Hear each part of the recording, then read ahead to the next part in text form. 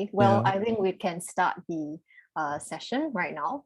So my name is Grace. I am the moderator for tonight. I volunteer with Com Collective in my spare time, and my full-time job is I'm a CNA journalist. So I was diagnosed with ADHD last year, November. Very weird backstory. I was supposed to do research for a Twitter Spaces that I was hosting on ADHD, and just helping my colleagues who wrote the story on ADHD basically. And while I was doing my research, I found a Facebook group, which is called Unlocking ADHD Support Community, full of people, local adults, as well as parents, youth with ADHD. And just reading every single post in the group made me feel like I could have written it myself. And it was a little bit unnerving, like looking in a mirror. So that was when I decided, okay, you know what, I'm just gonna go see a doctor, see if there's anything. If it isn't, then it isn't, but at least there's something that will take something off my mind. And I went to the doctor, told the doctor all my symptoms that I think are related to ADHD. The doctor didn't even need to see my report cards, didn't even need to speak to a friend or a parent. He just said, yeah, it's pretty obvious that you have it, so I'm gonna give you medication. Yeah, okay, so I'm joined tonight by Kyrie, Meg, and Jessie. I'm just gonna let them introduce themselves. Maybe Jessie, you can start first. Oh, all right. So you want the full intro, or? Yeah, sure. Tell me what you do for a living, as well as a little bit about your ADHD diagnosis. Okay. Yeah. Well, hi, I'm Jessie, and it's typical with people with ADHD. We probably have done a lot of things in our lives. I was formerly in software R&D, became a tech entrepreneur.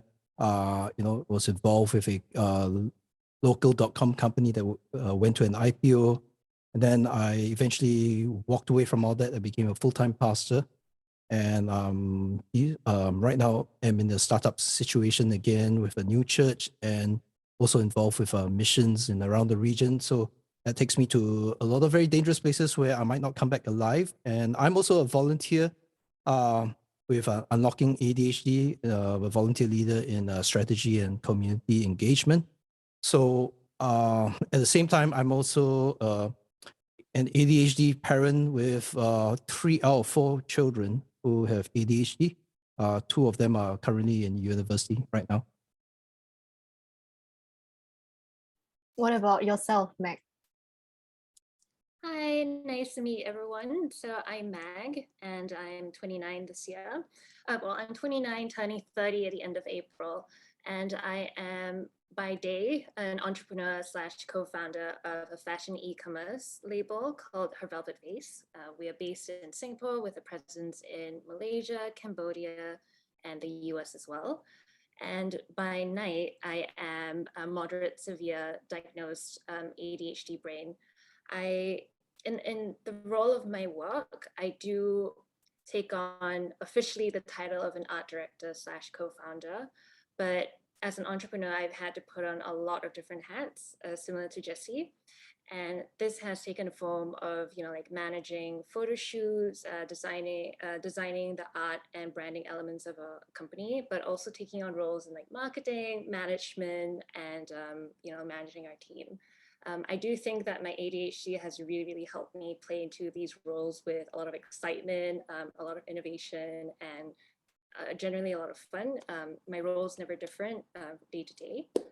And I also, like Jessie, volunteer for Unlocking ADHD, participating and hosting events, and also helping other ADHD brains kind of understand their traits, learn to advocate for themselves, and also spreading advocacy and awareness to the wider community. So it's nice to meet everyone and chat tonight. Okay, Kyrie, why don't you start introducing yourself? Tell us a bit about, your daily job, your ADHD, or perceived ADHD. So I guess I'm the greenhorn here. Hi everyone, I'm Kyrie. So I am a private tutor. My general work is that, and then I'm also on a weekly basis I do learning facilitation with LFB Landscape. So we impart study skills to kids. And I'm also a project coordinator with, by definition, we do cultural programs with schools and things like that. And I'm also a volunteer at UA. I did some translation work for the Malay microsite recently. And I actually chanced upon ADHD last October. I chanced upon a video about study skills for ADHD. And so I was like, oh, okay, study skills, interesting. And hyper focus kicked in. I zoomed into ADHD, watched a bunch of videos. And all the time I'm asking myself, why are these people telling the story of my life? And so, yeah, uh, the story now is basically I highly suspect that I've got ADHD, and I'm planning to see get a proper diagnosis by end of this year. So yeah. Maybe for all of you, we can start with Jessie and then Meg and then Kyrie. Tell me about like some, I guess maybe some light bulb moments that happened after you were diagnosed, after you were you suspected you had ADHD. I think for Meg yourself, it's been a while. You were diagnosed when you were 15. Yeah, but after getting a diagnosis, reading up more about the condition, is there anything in your life that didn't make sense previously that now just completely does? Jessie, you can start. You have 5 decades of living experience. Yeah, I think everything just fell in place. With my ADHD kicking in just now, I forgot to actually mention how I got diagnosed. But my daughter was the one I said, if you suspect you have ADHD, go get diagnosed. And after that, she had a better idea of what ADHD was like. She said, Dad, I think you need to go in and get assessed. I've suspected for years. When I first heard about ADHD and this condition, I told my wife, "Hey, they're describing me in the in this description," but it was after the diagnosis. I think a lot of things started to make sense, because then there was this sense of okay, I know why I am the way I am. I spent decades trying to work around some of these things, having to have a better sense of who I am, my strengths and my weaknesses as a young adult, just getting, starting work and all that. But having to work around or to find ways to mitigate some of the downside. But then there was also a wake up moment when I realized I could do things that sometimes takes 5 people to do, and I didn't know why, because I didn't believe that I was like in the genius category or anything like that. It's just, but realizing that I could do things other people could do. So that led me on the path, I think, to focus on doing the things that I do best, right? And finding a way to avoid doing the things that I don't do very well, right? Or that I'm going to mess up, or if it can be delegated, or if I can build a team around that to cover that. And I think that was the way it was even in marriage. My wife compliments me very well. So her strengths cover a lot of my glaring weaknesses, and I have strengths that will cover her. So so a lot of teamwork actually. But it was I think in entrepreneurship, like I think what Max said, allowed me to jump around.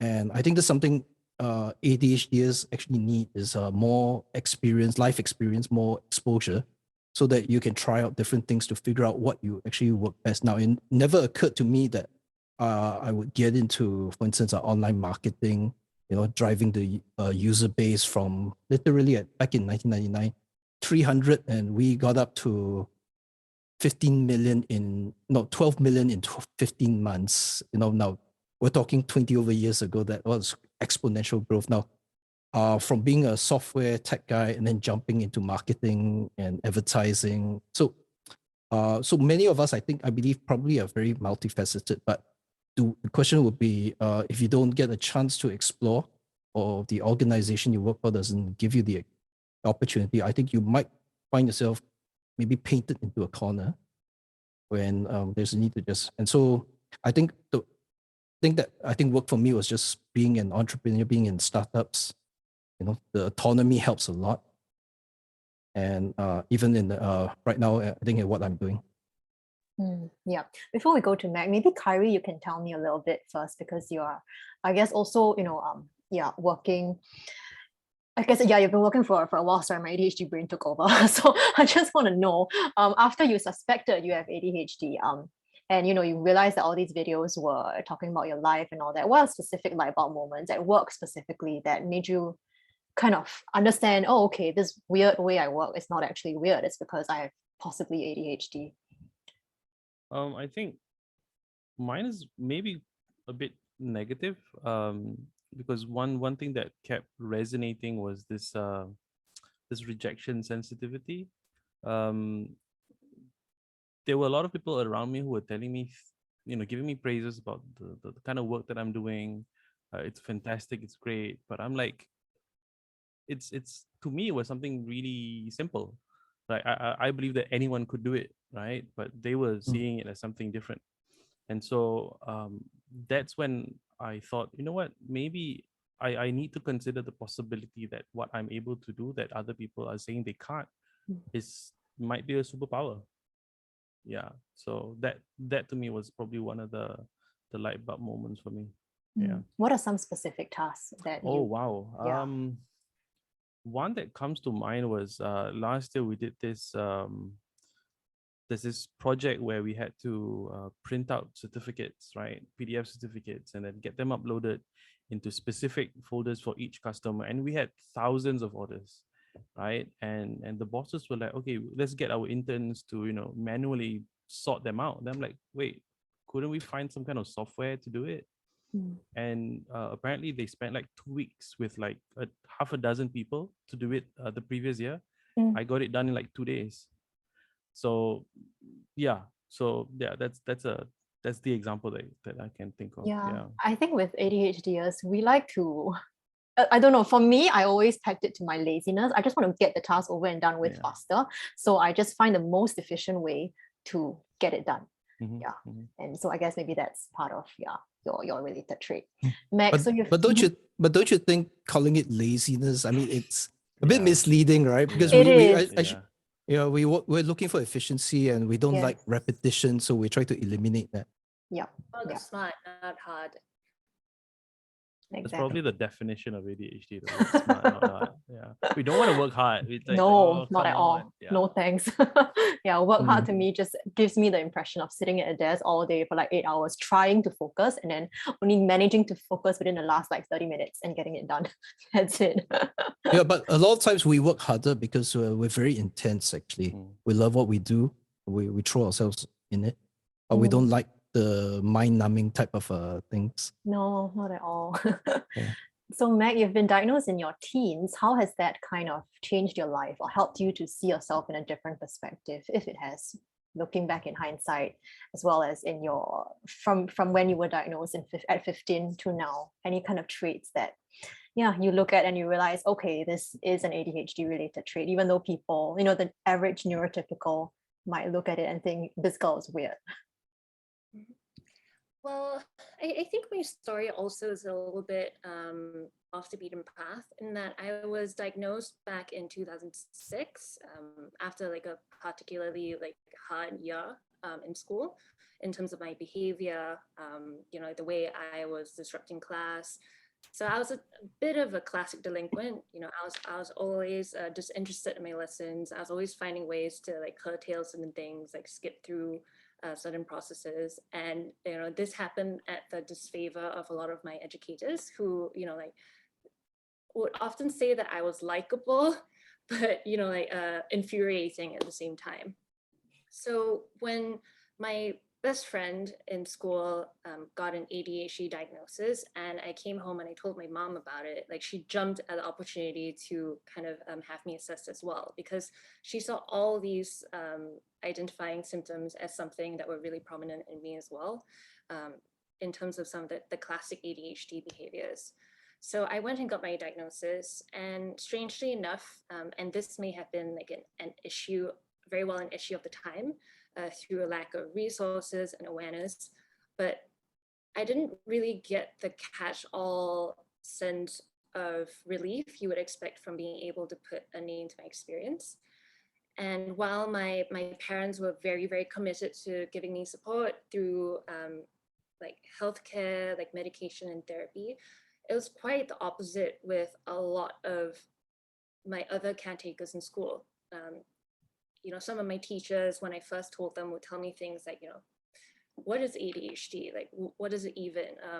Like, I don't think that's real. I think it's something that psychiatrists made up to take your money.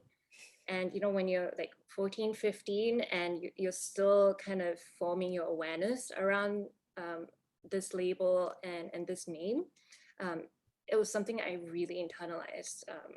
And that really added to the negative messaging that I would experience growing up. So it actually prompted me to stop whatever treatment I had taken on almost as soon as I started it. And that really kind of fed into my self-esteem and how I perceived myself growing up. So my breakthrough came when I was, I think, like maybe in my 20s. So quite far from when I first received my diagnosis. And it happened when I was in the US and attending college for the first time. And I went to this school called Parsons New School of Design. For those who are not really familiar, it's the school where Project Runway was held. So there were a lot of like creative minds, like other people who were in liberal arts, like fashion design, like myself. And it was really, really eye-opening to see how comfortable they were in their identities, exploring who they were, how they expressed their backgrounds, and how that translated into their work. And part of the conversation subsisted a lot of ADHD. So finally, I was getting exposure to all these like very nuanced and open conversations about how they were diagnosed, how they were receiving treatment, as well as how they had developed their own coping strategies around ADHD. And it was like crazy. It was a game-changing experience for me. It taught me that, you know, instead of ignoring the elephant in my room and, you know, like refusing to work with the things that I thought faulted in comparison to my peers at large, if I chose instead to address them and work with them, identify every part of my characteristics and leverage those strengths instead, I could leverage them to great result. So I pulled myself back into like cognitive behavioral therapy, medication, as well as learning the language around ADHD again. And, you know, while I did start off with a negative impact on my own journey with ADHD due to how my external environment first responded to me, I've also learned that I myself play a pivotal role in how we can flip the script on having ADHD needs seen, how they're understood as well as received, not just by our families, our loved ones, our relationships, work and school, but also the Singaporean community, the wider Singaporean community as well. So that was my personal breakthrough. Yeah, you're so right about flipping the script. And I think that's essentially the whole point of this webinar, right? Or at least of, I guess, talking about ADHD, making it a little bit more mainstream. Because when I was first diagnosed with ADHD, I think I was in disbelief before diagnosis, because to me, the conventional idea of ADHD is a kid, hyperactive boy, not even a girl, right? Hyperactive boy who just cannot sit still, and then he does very poorly in school. Okay, yeah, obvious classic case of ADHD. And so that was what put me off getting a diagnosis, because I'm definitely not a hyperactive boy, and I did really well in school, so I can't have ADHD. Yeah, but I think flipping the script also just kind of shows you that I guess it's not a disorder. And, I mean, or at least, yeah, I don't find it to be a disorder in myself. And even though there are struggles, I think there are also strengths, and it doesn't invalidate the struggles for sure, but the strengths I feel have been kind of overlooked when we talk about ADHD as a condition. So speaking about strengths and, you know, flipping the script, maybe we can start talking about how ADHD employees can be good for a company, regardless of which company. Jesse, why don't you tell us a little bit about this? I think coming from where I was involved with R&D and startup companies, right? The fast pace really plays to, you know, an ADHD strength.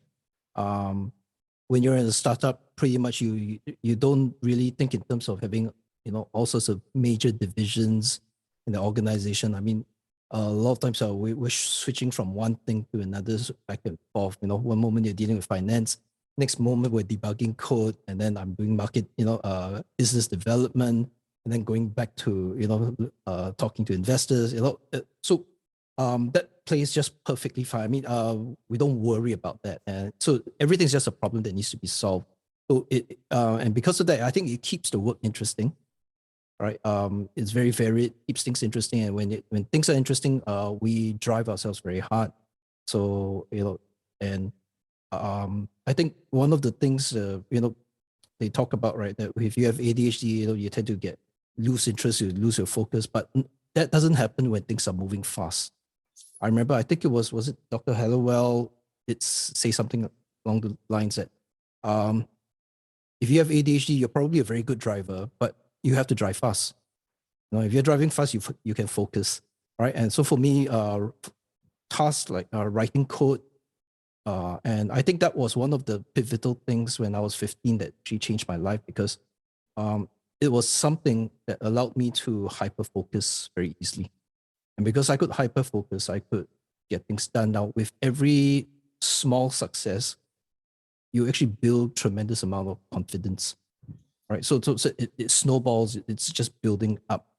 And so I came from an era where there was no such thing as ADHD. If you have ADHD, parents or grandparents just spank the snot out the ADHD out of you, right? But I think the kind of things that we did when we were younger were different also, in terms of how we played, how we interacted, and there was a lot more physical activity, which I think is very important for ADHD, right? And so just going into an area where there's a lot of new stuff to be done, and it appeals to the curiosity.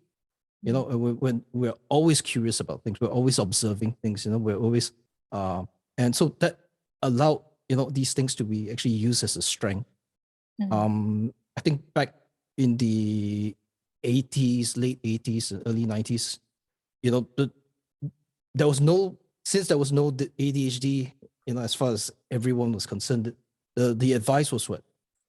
Figure out your strengths, work on your strengths. And I settled on the strategy that I needed to mitigate the weak areas, but it was an 80-20 kind of a investment, 80% of my effort building on the strengths, because that's where you get the most gains, while the weak areas, okay, there's only that much. I think there's a point of diminishing returns, right? But all the more, if you build a team, you work as part of a team, whatever, then find that niche role where you can get yourself into, where it's very obvious to everyone that those are your strengths. Yes. So personally, I think one very important area for me was it was not enough to be able to just wave your hands in front of the whiteboard and talk about something. It was implementing. And if you have an ADHD brain, you're going to have a lot of ideas that no one's going to buy into, and building your credibility is going to be important. So being able to actually back then write code, get it working, have a successful demo for something that nobody thought could be done, build that track record, and I think it was important for ourselves to know that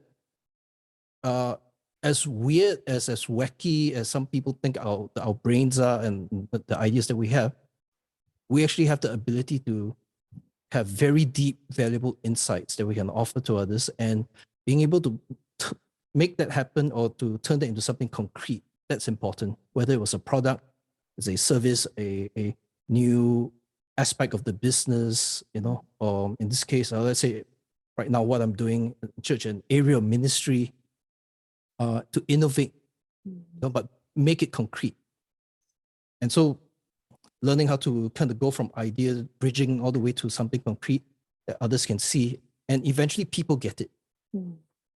Yeah, right. Completely agree. I think being an ADHD, you kind of need to build the bridge for people, because you see the big picture very easily, and you connect dots between seemingly unrelated topics very easily. It comes very naturally to us. But for other people, I feel like I need to walk people through the steps that I need to help them along. Yeah, exactly. Yeah. Even my bosses, I feel I need to walk them through how I arrive at a certain conclusion, or like why this article is a certain way.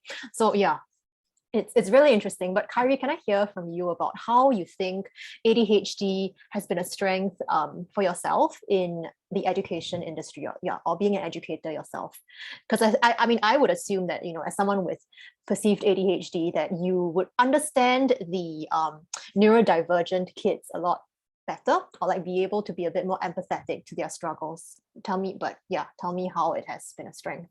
Yeah, so I actually had a primary 2 ADHD student once in my class, and so what he would do almost on a daily basis, if he, if his mom forgot to give him the meds, he would take his stroller bag and just, go around the class, just running and just pulling his bag through other people's stuff.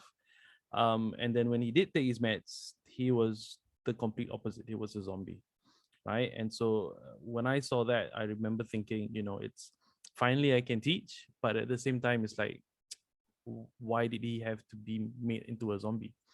And so when we talk about neurodivergent kids, I think, because when I do my private tuition with students one-on-one or even in a classroom, um, I often hold myself back to jumping to certain conclusions. If kids are struggling with something, I try to ask them, like, uh, it's kind of like a investigative questions, like try and facilitate where exactly they're confused. um, Even those certain things, it's super obvious to me. um, the way that I do my tutoring isn't like, here, okay, this is where you're confused, just gonna teach you from A to Z. No, that's not how I do it. So what I do is basically, in a way, like what you guys mentioned about bringing them, just helping them connect the dots, and then hopefully get them to habituate that sort of thinking. And so I think being aware of ADHD helps me, at least in my teaching of the kids, in a way that helps, I hope helps them feel like, I am not like your other teachers. I'm not gonna look down on you. Like, this is, I understand where you are, and I'm here walking the path with you, and hopefully that my aim has always been this, like, it's just a puzzle. This is just a puzzle in front of you, whether it's maths, whether it's English, and I'm just helping you solve the puzzle by making you feel a bit more reassured that you actually can do it yourself without my help. So most of the time I'll tell my kids, I didn't really teach you maths, I just taught you how to think through this. That's it. And so they're like, oh yeah, you know. So yeah, um, talking about, like, when I was actually a school teacher, primary school teacher, and so uh, I was pretty much the unconventional teacher. I would use drama techniques in my writing class, for example, turn off the lights, get them to imagine and then get them writing. I used to get complaints from other teachers, get into trouble with the key personnel and management. So yeah, but I think the superpower of ADHD at a work environment would be uh, taking risks, right? The impulsivity, right? Just taking and starting something that we have to do. Like, it's a fantastic idea. Everyone's like struggling with this problem, and you're like, wait, can we just do this? Isn't it obvious? Yeah. So I guess that's the ADHD thing, the impulsivity, the ability to see solutions that everyone just can't seem to see, or maybe not brave enough to go ahead and do it. Yeah. Yes, yeah, definitely. I think the bravery or the courage to actually do it is it's common, I guess, among ADHDers. Yeah, maybe because we lack that executive function to hold us back. Yeah. Yeah. But Meg, let's hear from you about what do you think the strengths are of, ADHDers at work, and specifically as a boss, what do you think can be the benefits of having a boss with ADHD? So, I mean, like, to add to, each of your points, like Jesse, Carrie, Grace, you guys brought a lot of attention to the unique skill sets that ADHD brains can bring. And I think for myself, and with some of the ADHD hires that we've actually been able to work with at Her Velvet Vase, I've realized that, there is another great, like, entrepreneurial or entrepreneurial asset that a lot of ADHD brains have. And it's that we are over responsive to innovation and we don't panic at risk. In fact, like, a little bit of risk is probably where we think at our best. And it's the perfect combination of traits that, compel us to really, really find drive and inspiration to do our best work. The hyperfixation means that we can pour ourselves into tasks with, like, a great creativity. We find very, very niche as well as sometimes like offbeat or like slightly even taboo or unconventional ways to getting tasks done. And I think, when we're able to create those radical connections, we bring something new to the table that, compared to someone who we are hiring simply because they fit our own image, or like we're hiring in our own image to build a company. So in that sense, it's bringing unique and diverse skill sets that really, really come out and thrive when there are the right conditions for it. So while, I have in my history of working at HEV since it started in 2007, have come across people where I might recognize certain traits or characteristics as similar or akin to my own, as well as those of some of my other ADHD peers, I try not to jump the gun and, provide like a diagnosis, like, hey, I think you have ADHD. Rather, I communicate and interact with them directly. I ask them what sort of environments they would help them do their best work. Or, I see if they may have like a formal diagnosis, and I would check in with the medical healthcare providers to take some of the guesswork out of providing, making more balanced provisions, and also identify if at all the ability to perform like key functions of the job is impacted by the ADHD. There's also, I think, a very, very strong emphasis on communication, trust, being able to understand what we need to do well, and being able to build that trust between each team member.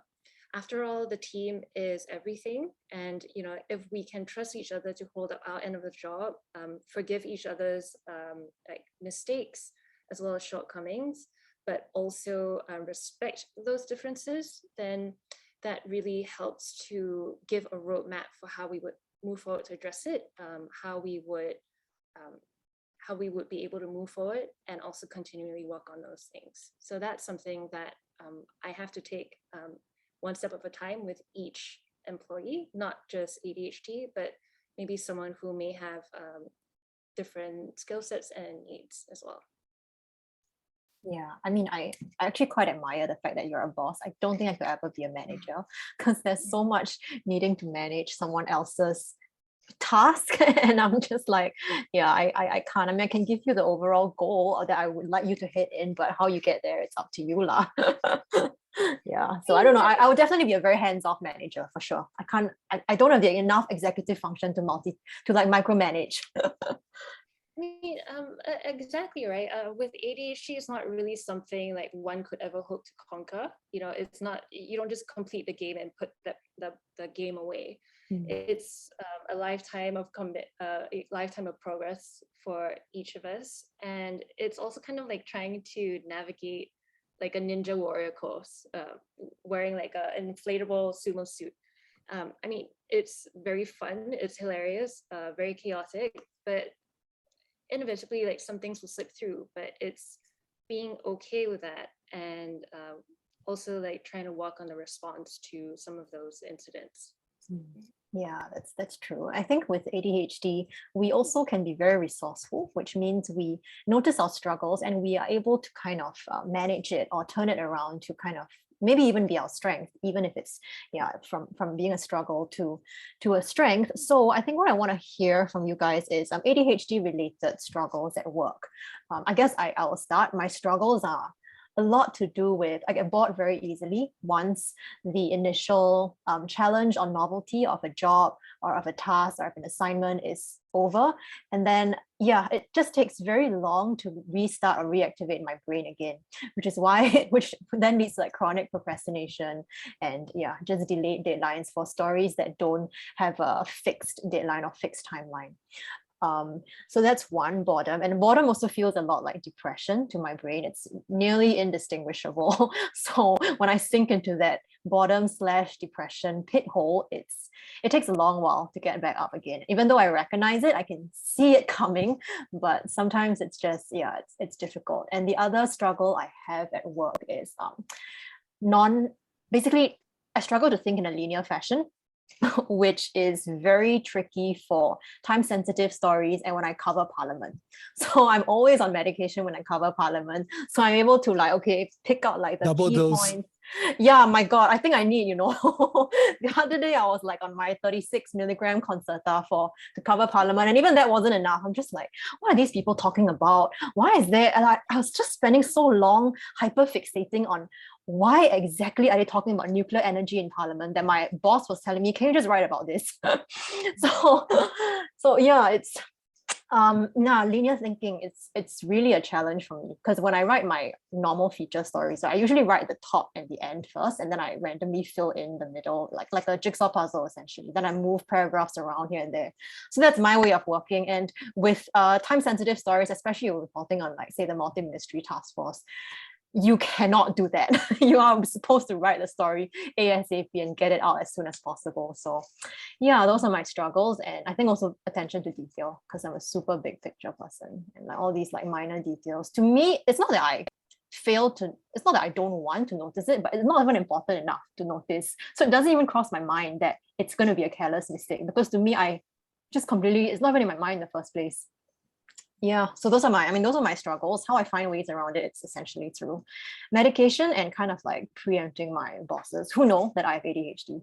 Yeah, preempting them to my possible pitfalls and where I hope that they can be a little bit more understanding. Yeah, I mean, it's not an excuse for sure, but it definitely is an enlightening explanation to why I do things a certain way or think a certain way. Yeah. Maybe we hear from you first, Kyrie. Tell me about some struggles that you've had that you think are related to ADHD. Yeah, that boredom thing is something I can relate to, especially if it's a task it's a chore, but you got to do it. And so I kind of look at it something to do with dopamine, right? And because dopamine sort of drives us to do something. And so if I'm really bored with something at work, when the bosses are not around, I'll open up Netflix, just so that I have something that would, what's the word? Steal the attention away from my brain while I complete the boring task, and even at home when I have to do the dishes, I just put on Netflix. And I have to, because otherwise, yes, I have to as well. I have to do it. It's just buzzing in the head that you Yep. just, I have to distract my brain. Yeah, that's the word, distract my brain, right? So even when I have to do like really important stuff, like recently I'm involved in a translation project. I had to sort of boost up my dopamine, and that's the problem, because I play games, right? Like Overwatch or whatever, like just to boost up that dopamine.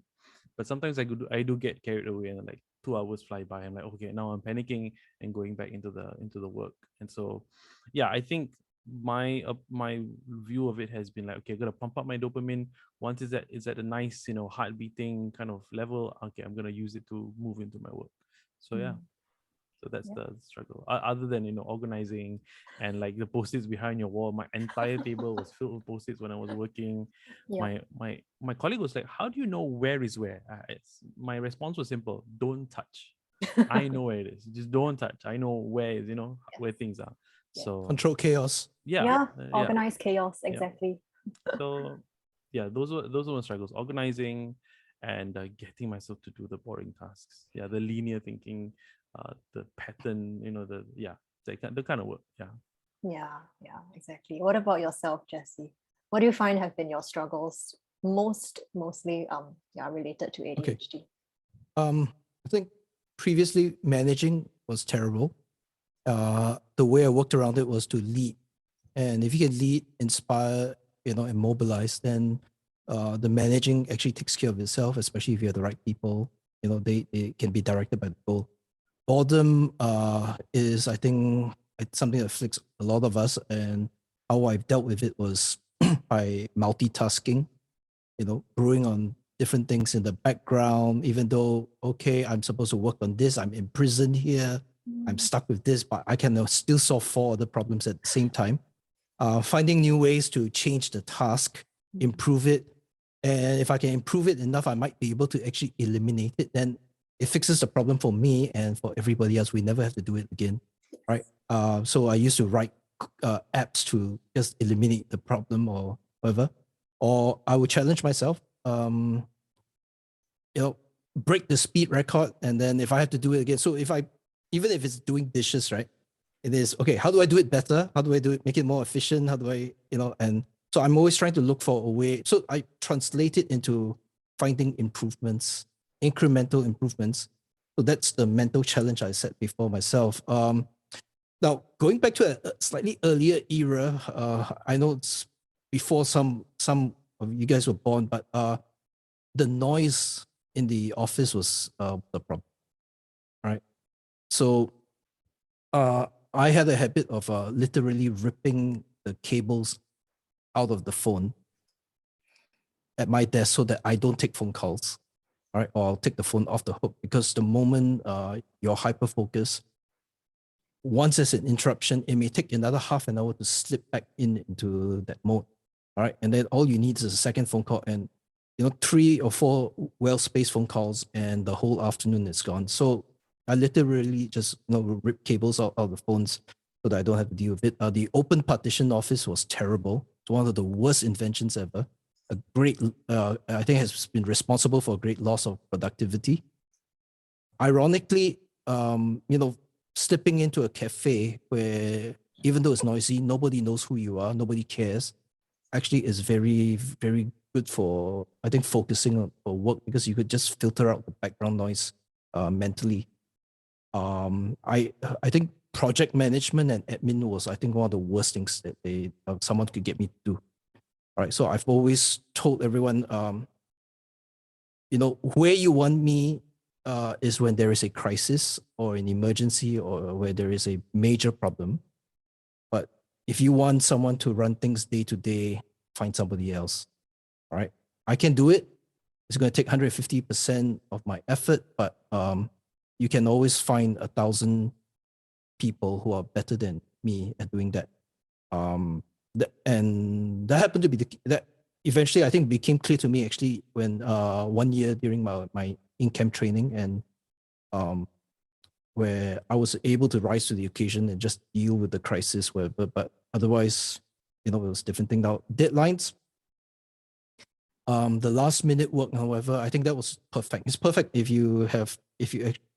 okay, I probably need to clarify. I think this works better if you have hyperactive ADHD.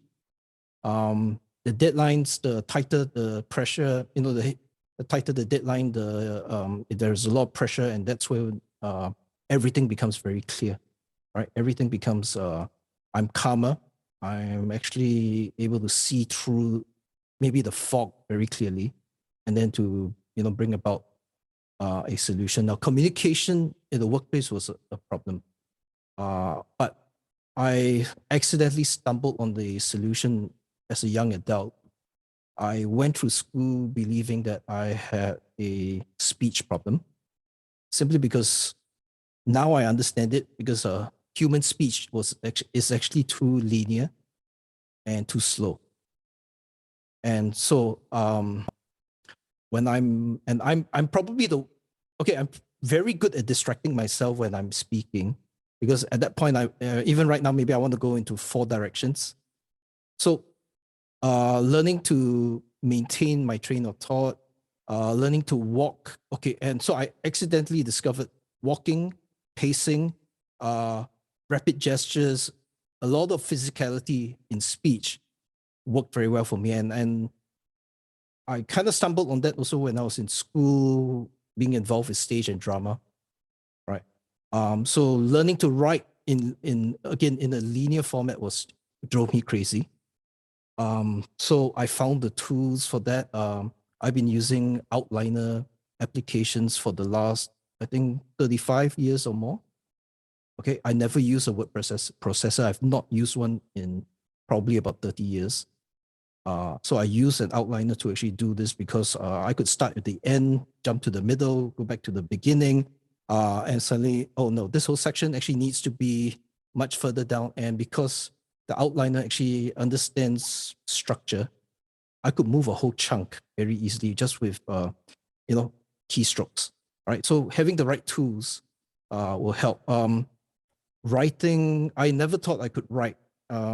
I hated writing. I hated essays, because you had to use a pen or pencil and paper, because of the format is linear and so on and so forth, and plus there's fatigue. Now, discovering that later, learning how to touch type and being able to go at 110 words per minute allowed me to edit mentally 2 or 3 times over while it's coming out. So that allowed me to maintain the mental flow and focus, without losing my rhythm. So with the right, I think, tools, techniques, technology, all these coming together, many of these problems can actually go away without medication. Again, I did not take medication until until I was 56 years old. Yeah, as you were saying about the whole writing linear thing, it reminded me of this memory when I was not just a kid, but like from primary school all the way to uni. Anytime there was an exam, I would always be asking for many sheets of paper because I would be stapling like my paragraphs over this paragraph, and then it's like my entire submission is like right? it's like a jigsaw puzzle. Yeah, and then I will like write apology note at the end to the teacher to say, I'm sorry it's so messy, but just follow the numbers, okay? Yeah, and then so that's the way that I would hand in my essays line exams, because I would write until like a certain point, then like, oh no, there's this point that I wanted to add in. So yeah, it was just a struggle to like actually manage my time in exams as well while writing in a linear way. Yeah, that was really major struggle. But don't you think that's odd, right? Because if you were in school, right, measuring you that way, say, well, she can't write, and yet here you are, right? Because I get to utilize creativity as a journalist, and it's not so much about like the 5 W's 1 H. Wow, just even thinking about that just shuts my brain down. I hated English lessons because there was so much structure involved in like coming up with the right compo model answer, and I just couldn't. So I did a lot better in literature, which tapped into creativity than I did in English, and I guess that's why. Yeah, so it just makes sense like when you were saying just now, and the whole pacing about thing, I also paced about in order to memorize my notes. And I couldn't. Which is why for many of us sitting here right now in front of a camera, written this is excruciating. Yeah, it is for me as well. I mean, if I could do like a walk around, it was different. Yeah. Just to catch that thought, I mean, the same thing. The thing with writing, right? I didn't know. I mean, again, it's about the yardsticks that we use. Or people use, right? So I didn't think I could write, didn't like writing essays until I learned how to type. And then all of a sudden I'm running, right? I'm helping to run the editorial board of the campus newspaper, right? Writing opinion pieces also. Yeah. When previously I would never even dream of having to write and publish something that I've written. Yeah, exactly. It's about just putting us in the right environment where we can thrive. So having the right tools, the right technology to empower us actually can make a huge difference. And I think one more thing that makes a huge difference is actually community, finding the right community. Because I think if you deal with ADHD on your own, it's really an uphill battle. You will constantly feel like you are, left out, left behind, just very lonely. It's a very lonely journey without community. Can I hear from, I guess, Meg, since, you found somewhat of a like-minded community overseas, tell us about the significance of that, how community actually kind of shaped your perspective or helped you to reconcile with your ADHD? I think, first of all, it gave me the space to really, really dig deep and understand myself. Because I think, like a lot of us ADHD brains have been brought up entirely, like learning how to minimize our traits, being told that, the way that we've done things or the operating system that we're on is inherently wrong. So I personally would just sweep everything under the rug. I would try to make those symptoms as small and as invisible as possible with this like desperate hope of blending in.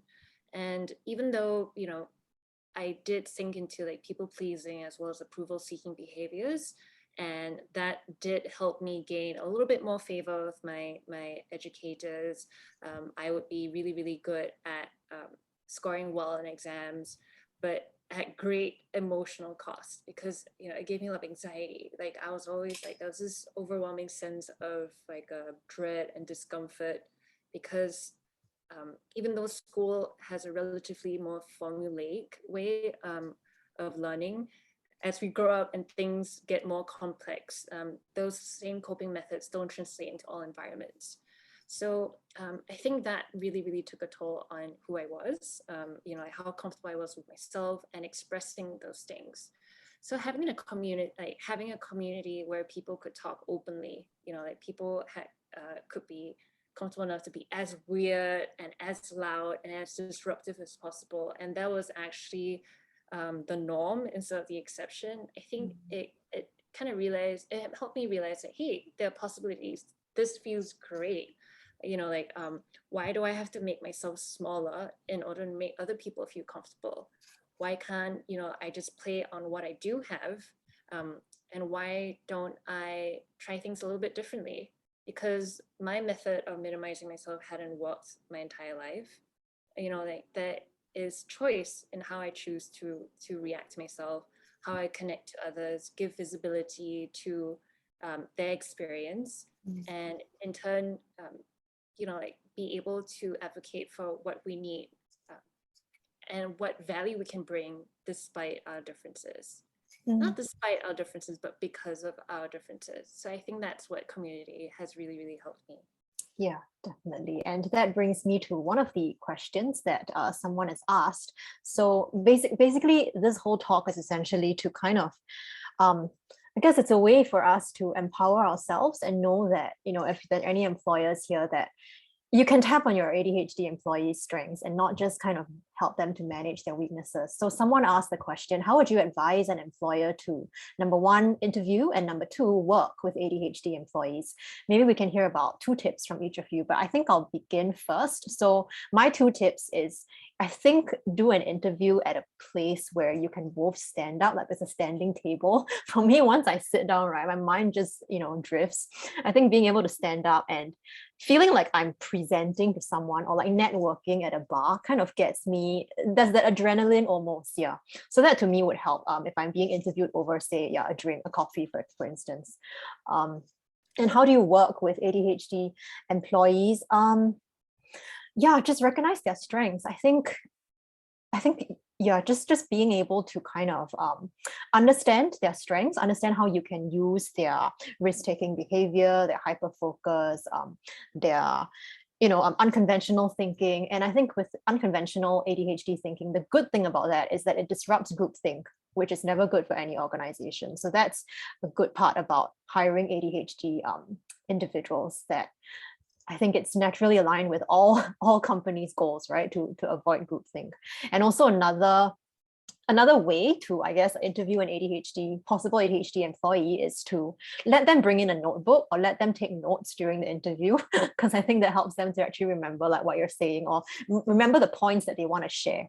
Yeah, I think that'll be helpful. So for myself, I bring in a notebook for my job interviews, but I think it's different because I'm a reporter. So it almost seems as if it's like a normal thing to be seen with me, although the reason I'm bringing it in is because I know I'm going to forget what I want to say. Yeah. So maybe 2 tips from each of you about how employers can interview and work with ADHD employees. Kyrie, let's start with you. I was actually given this tip by my ex-boss. He asked me, go and ask your wife or your mother what you're good at, because I didn't know what I was good at. So when I asked my wife, she said, you're good at troubleshooting and admin work. I'm like, oh, okay. So I sort of had that label to remind myself that, okay, these are the things that I'm good at. And coincidentally, whatever projects that I'm working in, those are the things that I really shine at. So yeah, like you might want to ask that to your employer, what strengths do you really have that I could take advantage of?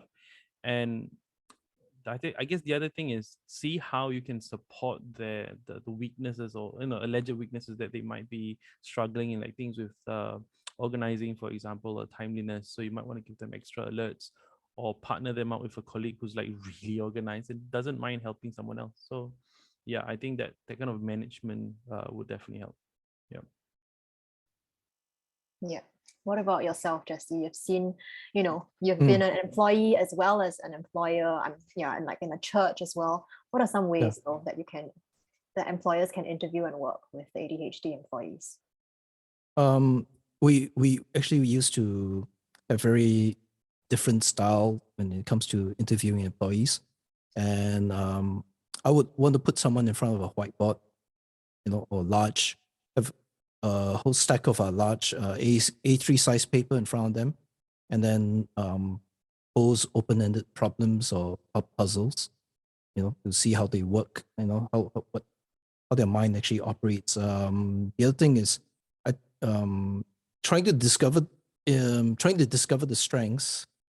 Very often also, I think discovering the contradictions, because we're not all like good in one thing, so there's strengths and weaknesses. I think respecting the difference, embracing that, that will help. But I would probably come in from the problem solving angle.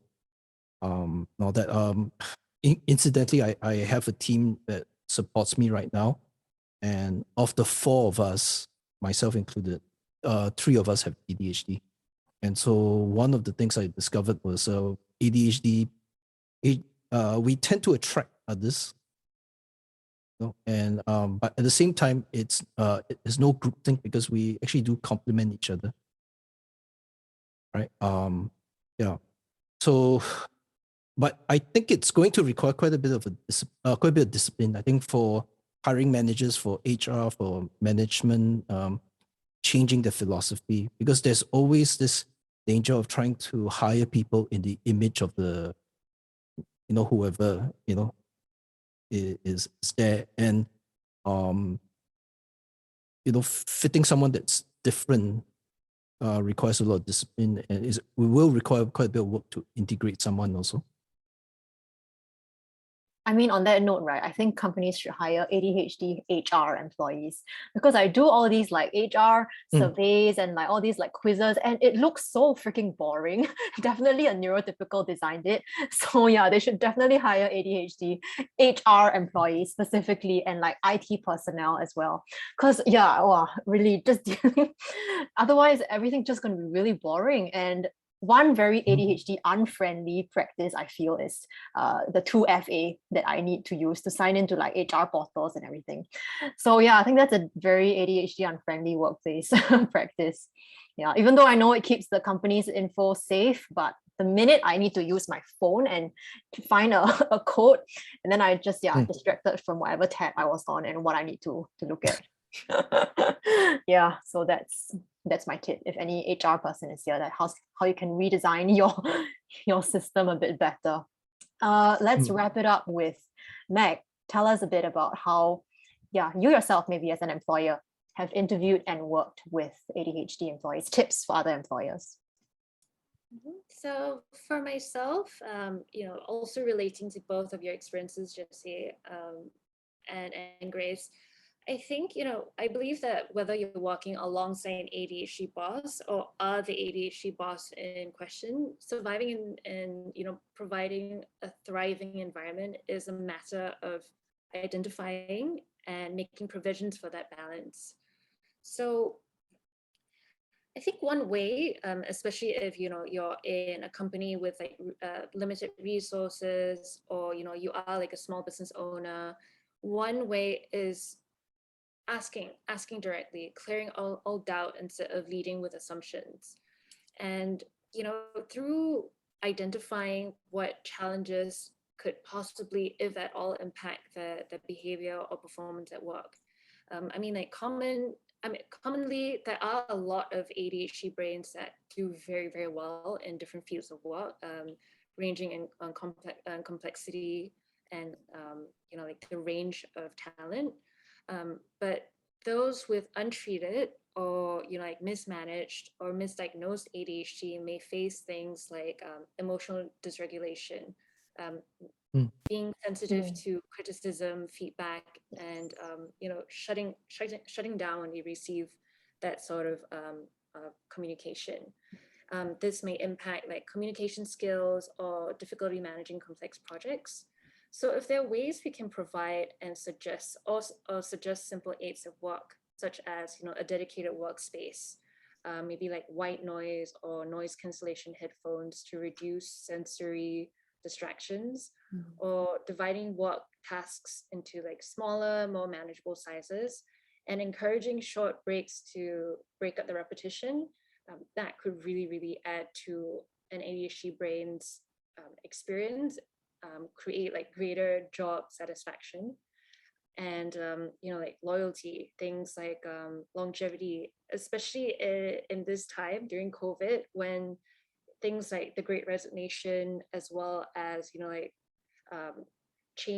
drastic changes to our work environment, have forced a lot of us employers to rethink how we work, how we collaborate, and what sort of environments we create for hiring and retaining team members.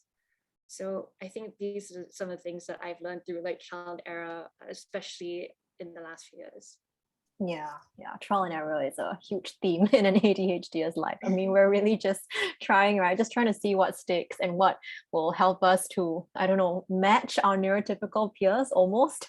Yeah, especially like, if you're masking your whole life, that's a very common experience. Okay, we're 4 minutes over.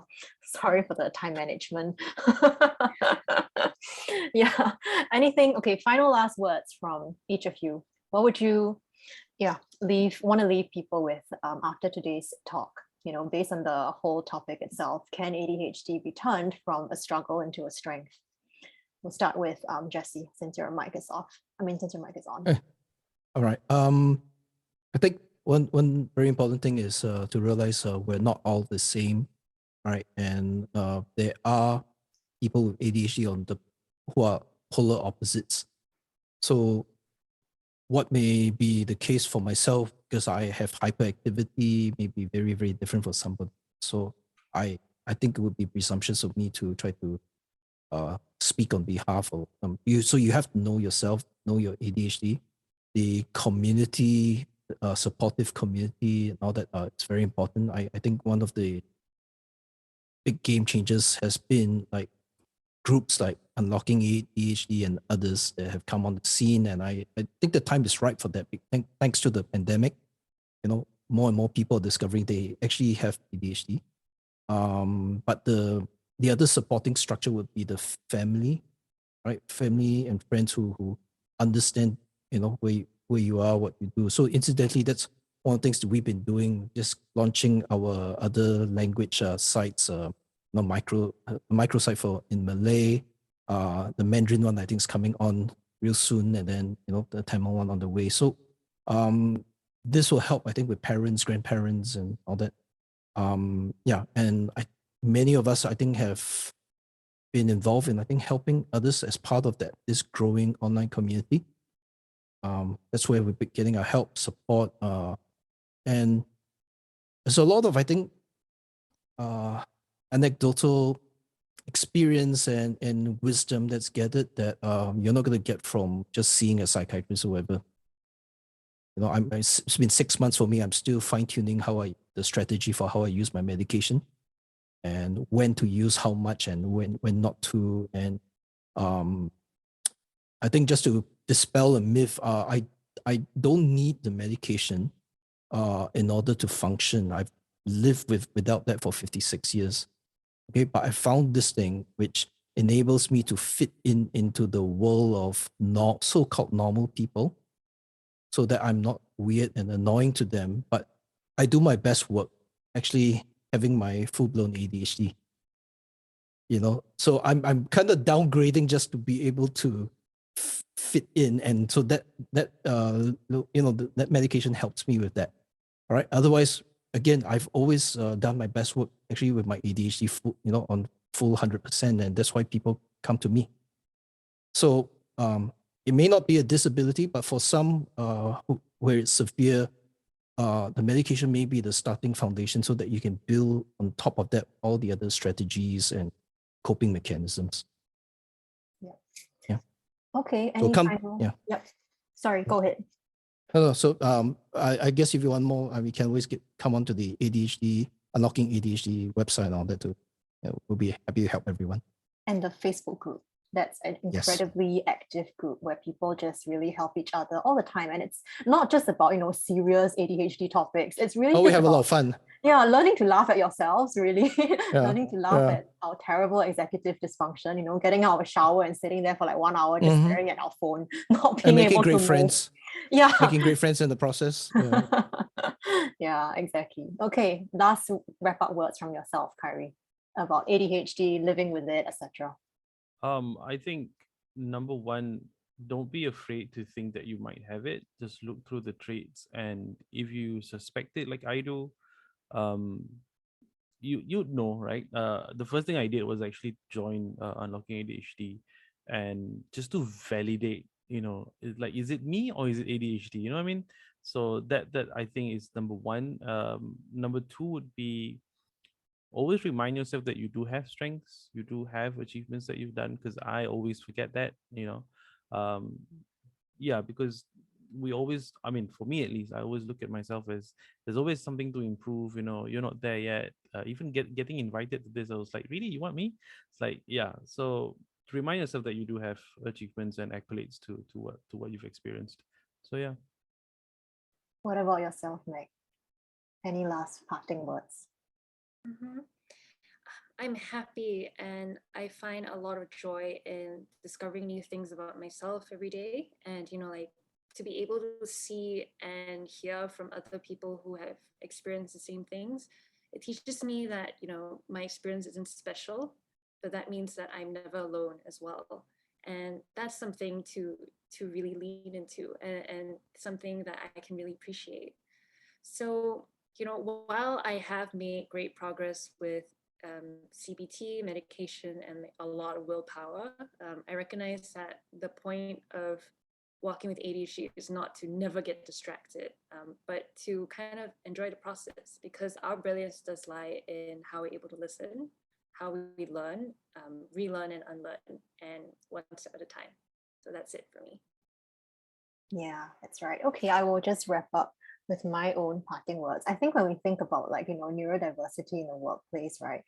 It seems like such a big concept, and employers might think, oh, it's so troublesome to hire neurodivergent thinkers, etc. We need to come up with a whole new policy. But I think at the end of the day, if you cater to your neurodivergent colleagues, your neurotypical colleagues benefit as well. So everyone benefits essentially from caring for the minority or the most vulnerable in the community. Everyone benefits. I mean, that's always been my perspective. Yeah. And I mean, for those of you in the audience who newly diagnosed or have always been an ADHD or suspect you have ADHD after this talk, yeah, welcome home. Thank you all. Thank Yeah. you. Glad we could be here. Yeah. Good night. Bye. Thanks. Bye. Bye.